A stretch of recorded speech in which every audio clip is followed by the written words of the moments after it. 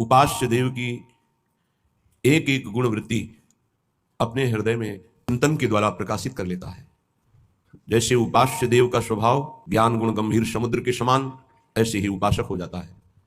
क्योंकि उपास्य देव के चिंतन से ही उपासक की उपासना परिपक्व मानी जाती है। तो जिसका हम चिंतन करते हैं उसका प्रभाव हमारे हृदय को प्रभावित कर देता है। जैसे हम प्राकृतिक वस्तु अभी चिंतन करें, कोई खट्टी चीज का, कोई तो अभी जबान में पानी आ जाएगा। वस्तु नहीं है, केवल चिंतन। किसी द्वेषी पुरुष का जिसने आपका अपमान किया हो, निंदा किया हो, उसका चिंतन करें, अभी गुस्सा आने लगेगा। अभी काम भाव का चिंतन करें, अभी काम भाव आ जाएगा। जब हम जिसका चिंतन करते हैं उसका प्रभाव हमारे हृदय में पड़ता है। यदि हमारा संसार का चिंतन होता रहा तो संसार विषम है, संसार दुखालय है, संसार द्वंद्व में है। उपासक द्वंद्वों में फंस जाएगा, विषमता में फंस जाएगा, दुख में फंस जाएगा। प्रभु द्वंद्वातीत है, प्रभु सुख राशि है, आनंद राशि है, सहज कृपालु हैं, समस्त सद्गुणों के भंडार हैं। जब हम प्रभु का चिंतन करते हैं तो वही हमारे हृदय में अंश रूप से प्रकाशित हो जाता है। तो प्रायः सबके मुख से निकलने लगता है, ये तो मनुष्य रूप में साक्षात भगवान है। क्यों? क्योंकि भगवान का चिंतन करते करते समस्त भागवतिक गुण आ गए।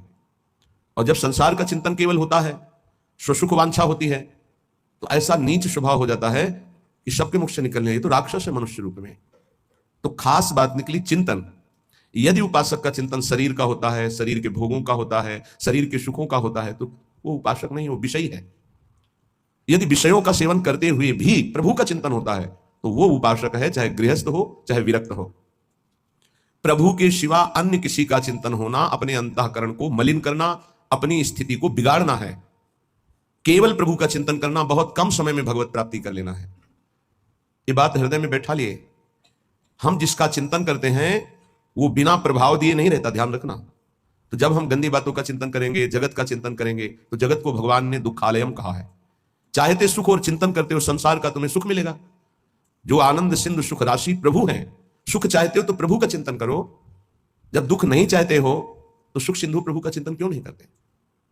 चाहते हो सुख और चिंतन करते हो संसार का, चाहते हो सुख और करते हो पाप, जिसका परिणाम है दुख। पाप का तात्पर्य होता है शास्त्र विरुद्ध आचरण, वही पाप कहलाते हैं, वही अपराध कहलाता है। इसलिए हर उपासक को हर क्षण अपने आराध्य देव के चिंतन को संजोना चाहिए। ऐसा कर ले गया तो दिव्यानुभूतियां उसके हृदय में ऐसी सच्ची मानिए, आपको जो सुख प्रभु के चिंतन में मिलेगा वो ब्रह्मा के पद में भी नहीं है। जपना और चित्त जोड़ना थोड़ा अलग अलग है। चित्त जोड़ने का मतलब है तन्मयाहा स्थिति। नाम चल रहा है, नाम देख रहे हैं, नाम सुन रहे हैं और कुछ चिंतन नहीं है, उसे तन्मय कहा जाता है। इसका उल्टा हो तो आनंद का अनुभव हो जाए। क्रियाएं भले व्यवहारिक सांसारिक हो,